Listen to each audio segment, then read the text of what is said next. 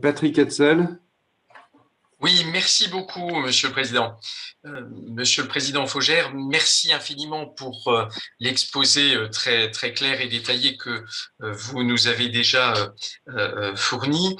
Je voudrais revenir, et c'est un peu dans le droit fil de ce que vient d'indiquer mon collègue Holroyd il y a quelques instants, sur les travaux menés par la CPR autour de la garantie perte d'exploitation.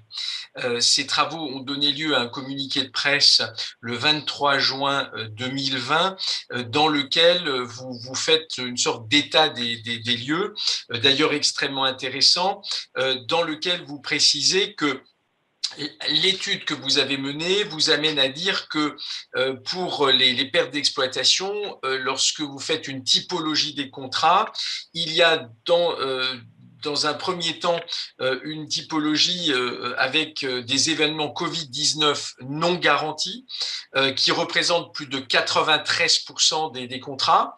Ensuite, une deuxième catégorie avec des événements Covid-19 garantis avec certitude, qui avoisine les 3%, en réalité très précisément 2,6%. Et enfin, une troisième catégorie, et c'est celle-là sur laquelle je souhaiterais un petit peu revenir, que vous avez qualifiée de couverture incertaine, d'un petit peu plus de 4%, parce que, évidemment, c'est une couverture pour laquelle vous indiquez qu'il y a une ambiguïté contractuelle, et vous précisez dans votre communiqué que la seule manière d'avoir une interprétation fiable serait une interprétation du juge.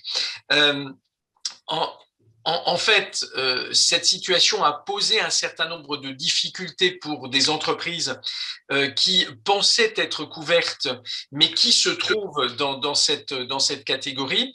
Et donc, j'ai trois questions que je souhaiterais vous poser à cet égard, puisque normalement, et vous le précisez vous-même dans votre communiqué de presse, les conventions entre assureurs et assurés doivent être exécutées de bonne foi.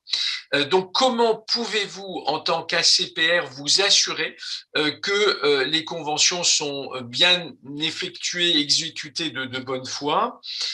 D'autre part, comment pouvez-vous aussi, en tant qu'autorité de protection finalement de la clientèle des établissements contrôlés, comment pouvez-vous vous assurer que les droits, cette fois-ci, des assurés, plus particulièrement ici des entreprises assurées, soient bien respectés?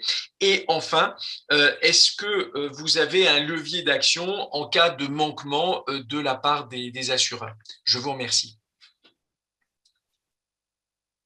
Merci beaucoup.